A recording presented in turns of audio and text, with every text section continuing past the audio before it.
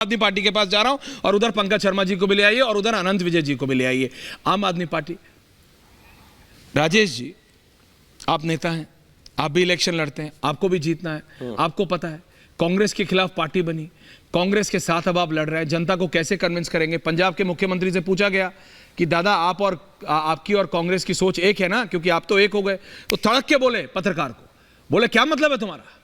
पंजाब में हराया है हमने, धराशायी किया है, कोई मतलब नहीं आम आदमी पार्टी और कांग्रेस का। ये मैं नहीं, आम आदमी पार्टी के मुख्यमंत्री पंजाब के भगवंत मान साहब कह रहे हैं, राजेश गुप्ता जी।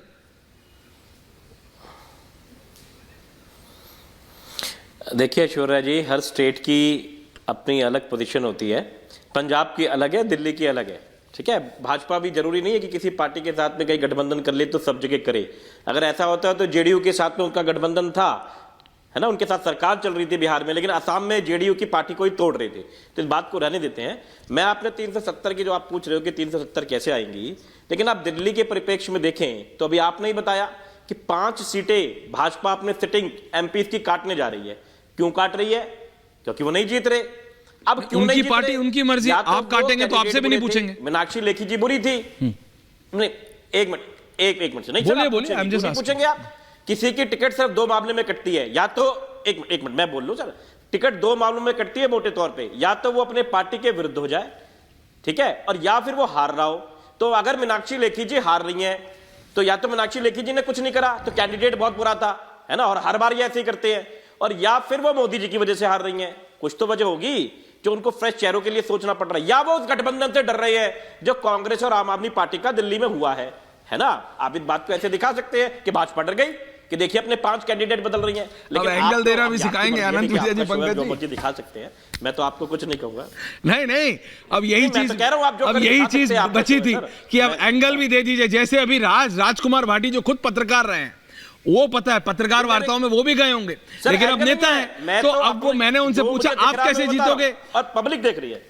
राजेश जी वही मैं आपसे, आप कैसे जीतोगे? देश में सब कुछ गलत चल रहा है।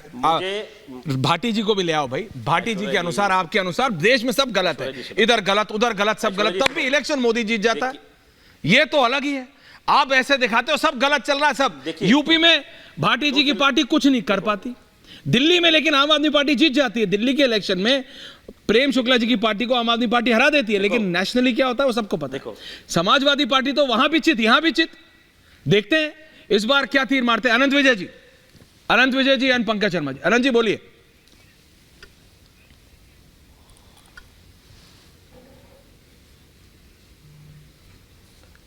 अनंत विजय जी ऑडियो नहीं जा रहा है। पंकज शर्मा जी नहीं, ऑडियो नहीं जा रहा, उनको रीपैच करिए आनंद जी को। पंकज शर्मा जी 2 मिनट ऐश्वर्य ध्यान से मेरी प्लीज बोलिए सर, क्योंकि आज भारतीय जनता पार्टी के प्रवक्ता प्रेम शुक्ल जी ने एक बहुत गंभीर बात कही है। उन्होंने कहा है कि हम हर बूथ पे 370 अतिरिक्त वोट लाएंगे और इस तरह 370 सीटें आ जाएंगी। एक बात बताइए, देश भर में 11-12 लाख बूथ होंगे, 10 लाख मान लीजिए, तो 370 वोट का मतलब हुआ 37 करोड़ अतिरिक्त वोट। 23 करोड़ वोट मिले थे 2019 में भारतीय जनता पार्टी को, तो 37 और 23 हो गए 60 करोड़ वोट। 96 करोड़ कुल मतदाता होंगे 2024 के चुनाव में, और अगर 70% मतदान भी हुआ तो 67 करोड़ लोग मतदान करने जाएंगे। तो प्रेम शुक्ल जी के मुताबिक इन 67 करोड़ लोगों में से 60 करोड़ लोग भारतीय जनता पार्टी को वोट दे देंगे कुल मिलाकर, और बाकी सब 7 करोड़ में निपट जाएंगे। जय हो, धन्य हो प्रेम शुक्ल जी, आपका गणित। बस आपने एक जुमला फेंक दिया कि 370 वोट प्रधानमंत्री जी चाहते हैं कि हर बूथ पे अतिरिक्त मिल सकते हैं क्या? 37 करोड़ अतिरिक्त वोट, 23 करोड़ पुराने, तो 60 करोड़ वोट, तो 370 सीटें वैसे तो आ नहीं रही। कृपा करके इस देश के मतदाताओं को, इस देश की जनता को इतना मत बरगलाइए कि उन्हें लगे कि आप तो 370 अतिरिक्त वोट लेके आ जाएंगे। पहले अपने गणित को सुधारिए। यही आपकी समस्या है कि आप सुबह से शाम तक एक रेटोरिक क्रिएट करते हैं, उसकी बुनियाद में नहीं जाते।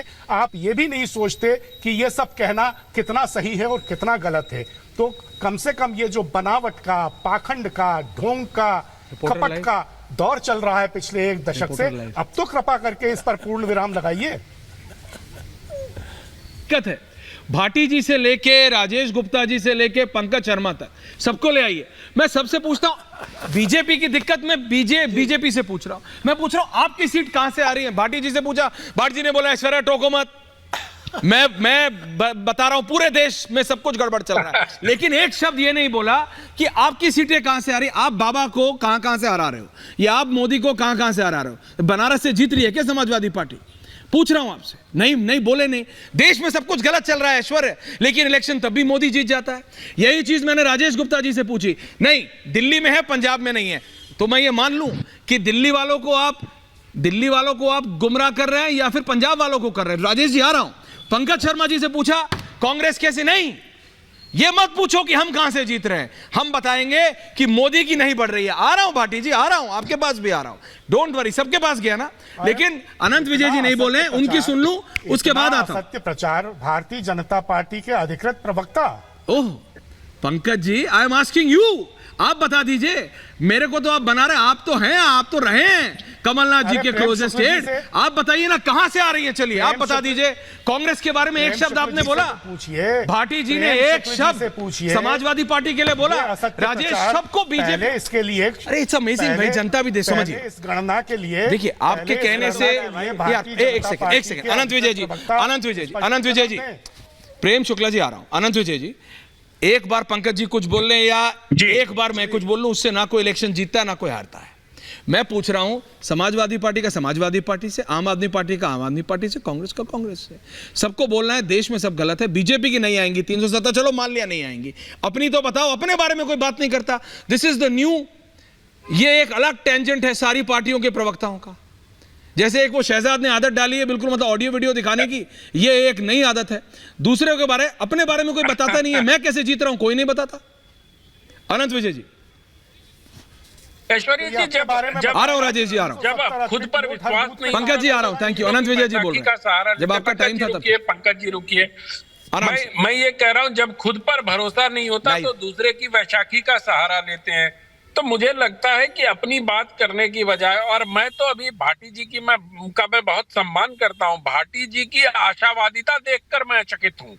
भाटी जी ने जिस प्रकार से एनडीए को 150 सीटें दी हैं, मैं तो बहुत, मतलब अगर ऐसा चमत्कार वो हो पाता, काश, तो मैं तो भाटी जी को सबसे बड़ा चुनावी विश्लेषक मान लेता। लेकिन क्या है कि उनके साथ साथ जो बातें, वो अगर इसको आंकड़ों के साथ बताते कि उत्तर प्रदेश में समाजवादी पार्टी इतनी सीटों,